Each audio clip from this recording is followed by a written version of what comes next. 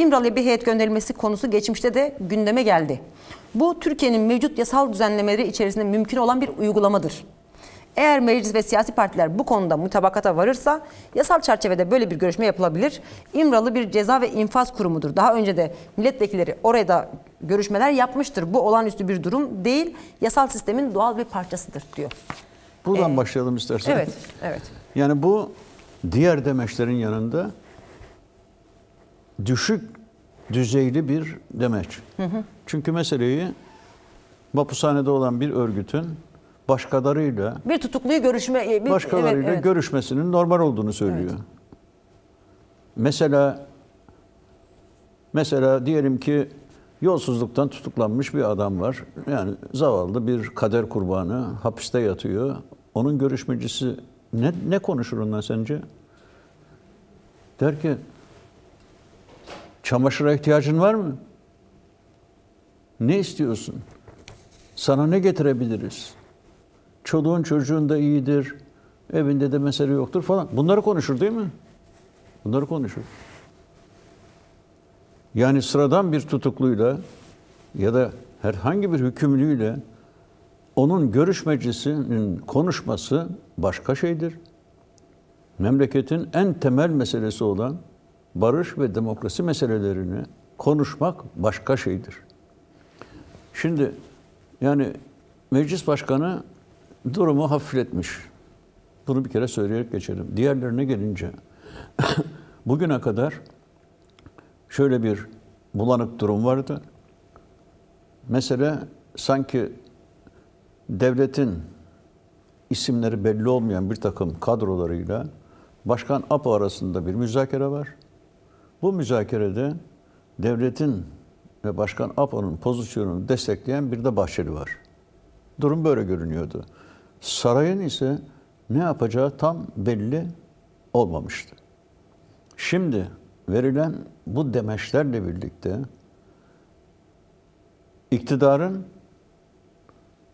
iktidarın ortağı MHP'nin, devletin ve Başkan APO'nun görüşleri arasında bir ilişki kurulmuş durumdadır. Bu yani artık bu bulanıklıktan söz edemeyiz. Bu demek değildir ki Erdoğan'ın kendi iktidarını korumak için bu süreci yer yer kösteklemesi ya da bu süreçten bir de bu amaçla yararlanmak istemesi falan gerçek durumu değiştirmiyor. Başkan Öcalan bu süreç devlet tarafından planlanmış bir süreçtir diyor. Bu çok açık. Bunlar ne? Bu partiler ne? Bu partiler de yani devlet ebed müebbet diyen partiler, yani öyle şaka maka iş değil. Yani bunlar devletin partileri. DEM Parti haricinde ya da Türkiye İşçi Partisi haricinde ya da EMEP haricinde. Şu anda komisyonda bulunan bu partilerin tümü, bu saydıklarım dışında hepsi devletin partileri. Bunlar devlete tek söz söylemezler. Devlet olunca gerisi teferruattır diyen insanlar bunlar. Demek oluyor ki bir devletin başlattığı bir süreçte karşı karşıyalar. O halde zaten bu süreci desteklemek durumundalar. Desteklemelerindeki çelişkiler, karışıklıklar vesaire var olan mevcut siyasi durumun seçimlerle oluşuyor olmasından ileri geliyor. Yani biz seçmenlerin karşısında zayıf duruma düşmeyelim dedikçe elbette ki tereddütler ortaya çıkıyor, çelişkili laflar ortaya çıkıyor ve bütün bunlar böyle oluyor. Fakat sonunda yani son tahlilde devletin dediğinin dışına çıkmaları mümkün değil. Mümkün değil. Birinci bu. Fakat dikkat edersen habire bir terörsüz Türkiye lafı da geçiyor yani. Evet. En hatta olumlu demeçlerde bile değil mi? Erdoğan komisyonun adını bile telaffuz etmiyor. Yani işte neydi adı? Milli Dayanışma, Birlik ve Demokrasi Komisyonu demiyor. Terörsüz Türkiye Komisyonu diye tanımlıyor. Halbuki durum şu. Terörsüz Türkiye dediğin zaman ne anlıyorsun? Bunlar 40 yıldır yaşanan savaşa terör diyorlar. Evet. Terörün de yöneticisi olarak Başkan Apo'ya terörist başı diyorlar. Yani 40 yıllık savaştan söz ediyorlar. Bunun adına terör diyorlar. Diyelim ki terör. Demeyiz de diyelim ki sizin gibi biz de terör diyoruz. Nerede terör şimdi? Terör var mı? PKK Türkiye'den çekilmiş. Kendini feshetmiş. Askeri güçleri sınıra bitişik bölgelerden bile medya savunma alanlarına çekilmiş. Türkiye'de terör falan yok. Nerede bomba patlıyor? Nerede silah atılıyor? Böyle şeyler yok. Öyleyse devlet gibi düşünürsek nasıl düşünmeliyiz? Terörsüz Türkiye gerçekleşti. Gerçekleşti. İyi de bu terörsüz Türkiye meselesi konuşulduğu zaman İmralı'da Türkiye Cumhuriyeti Devleti Başkan Öcalan'la demokratikleşme koşuluyla silahsızlanma ve fesih demişti. Terörsüz Türkiye gerçekleşmiş. Gerçekleşmeyen şey ne? Demokrasi. Demokrasi. Zaten komisyon kurulduğu zaman ne devlet ne de iktidar terörsüz Türkiye komisyonu kuramadı. Kuramadı. Çünkü APO'nun gösterdiği yolda PKK onların terör dediği silahlı mücadeleye son vermişti ve silahlı mücadeleye uygun olan askeri politik örgütünü feshetmişti. Terörsüz Türkiye'nin gerçekleşmesi çok basit bir adımla, devlet açısından basit bir adımla, elbette Kürtler açısından son derece de önemli ve ancak büyük fedakarlıkla atılan bir adım. Bitti. Bu bitti. Ne dediler komisyonun adına? İşte bir sürü laflar ettiler. Hı hı. Ne onun başı? Milli dayanışma, birlik, kardeşlik ve demokrasi miydi? Kardeşlik ve demokrasi. Evet, yani esas şimdi bu milli dayanışma, kardeşlik bunlar soyut şeyler yani. Ama demokrasinin ne olduğunu biliyoruz biz. Evet. Demek ki bu komisyonun adı Demokrasi Komisyonu. Ne yapacak bu komisyon? Memleketin demokratik olması yönünde bir takım kanun teklifleri yapacak. Demek ki Türkiye şu anda demokratik bir ülke değil. Demokratik bir ülke olsa demokrasi için komisyon kurulur mu? Acayip bir şey olur bu yani. Ya zaten ülke demokratik. Neyini yapacağız, ne değiştireceğiz? Demek ki bu komisyonun ismi Demokrasi Komisyonu'dur. Ve gerek devlet, gerek saray, gerek MHP, gerekse bu komisyona katılan İYİ Parti dışındaki bütün partiler Türkiye Cumhuriyeti'nin demokratik olmadığını zımni olarak kabul etmiş durumdalar. Demokratikleştirecekler çünkü. Demek ki demokrasi yok. Ya da gıdım gıdım bir şey var. O halde durum ne? Şimdi burada ilginç bir şey söylemek istiyorum. Kürt halkına ve PKK'ya ve Başkan Öcalan'a göre Türk devleti demokratikleşmediği için bu 40 yıllık savaşta suçludur. Suç işlemiştir. En büyük suç 12 Eylül darbesiydi. Onun Diyarbakır zindanlarıydı. İdamlardı, işkencelerdi vesaire. Sonra onun devamı olan, onun anayasasına dayanarak antidemokratik rejim devam etmiş. Ne suçu bu? Kürtleri silahlı ayaklanmaya mecbur etmek suçu. Bu suçu işledi devlet. Peki. Teşvik suçu gibi bir şey aslında. Nasıl? Teşvik etme suçu. Mecbur etme, evet. Teşvik etme. Evet. PKK açısından durum ne? Devlet açısından durum ne? Devletin ve bütün devletlerin anayasaları, yasaları devlete karşı her türlü silahlı hareketi suç sayar. Devlet de diyor ki sen yani PKK bana karşı suç işledin. Demek ki PKK bana karşı devlet suç işledi diyor. Devlet de PKK bana karşı suç işledi diyor. Şimdi bu iki suça karşı takılacak tavır nedir? PKK bu tavrı 40 yıldır gösterdi. Bu suça karşı yapılacak iş ayaklanmadır dedi ve ayaklandı. Devlet ne yaptı?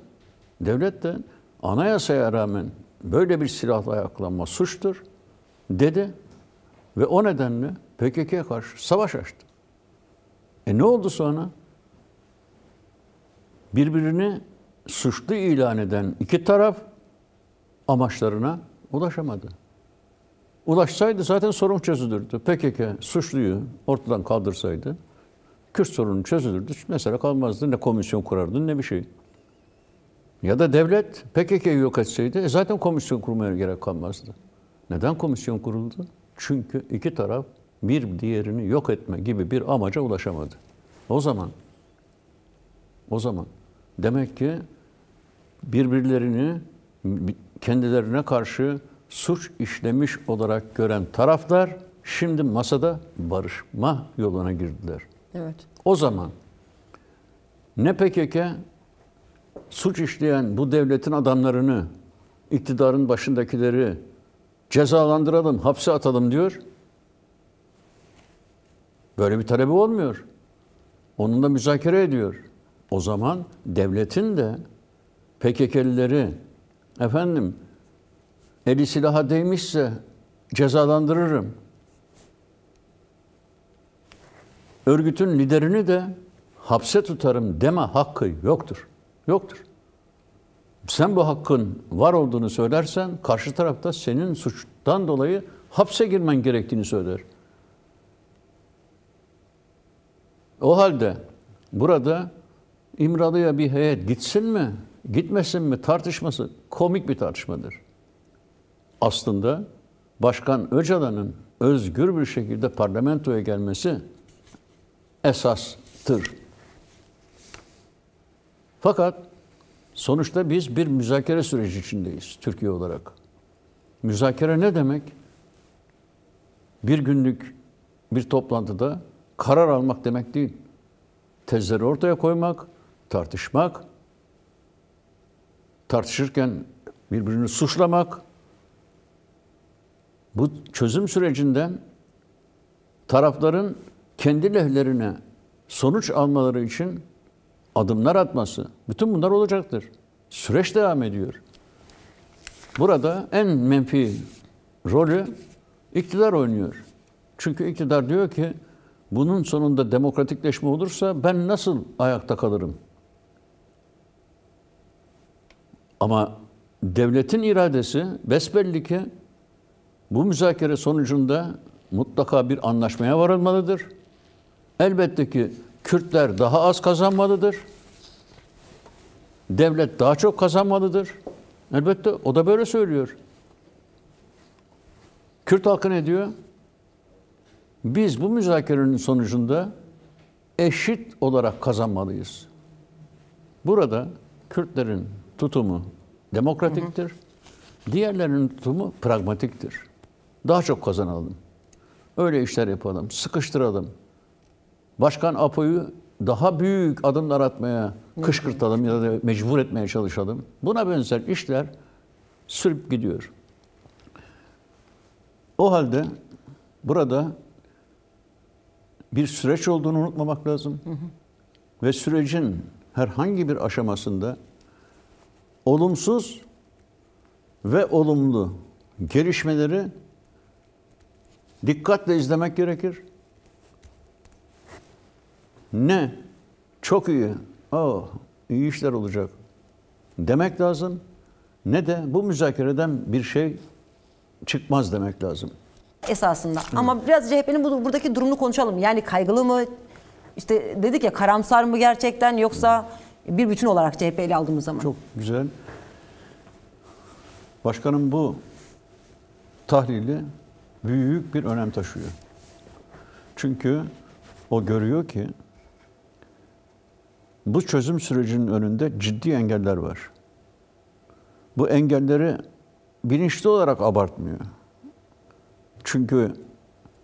Çünkü o kendi gücüne de güveniyor ve bu büyük kaya parçalarını bir kenara atabilirim diye düşünüyor. Bunda tamamen haklıdır. Öyle bir gücü var. Şimdi gelelim Cumhuriyet Halk Partisi'ne. Cumhuriyet Halk Partisi şu anda bir kuşatma altında. Resmen kuşatma altında.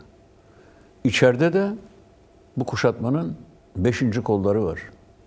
Ya da Truva atları var içeride. Bir kere devletin norm dışı olan kesimi bu işin başını çekiyor. Kimdir bunlar?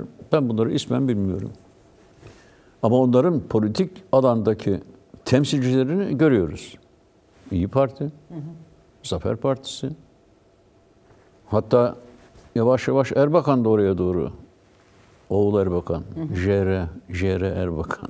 O da oraya doğru gidiyor. Daha oraya gidecek çok unsur var. Bunların potansiyel tehlikesi nedir? Milliyetçi ajitasyon, PKK düşmanı ajitasyon tırmandıkça mevcut durumu sarsılacak olan çok unsur var. Tehlikenin bir yanı budur. CHP asıl tehlike haline gelme potansiyeli taşıyan partidir.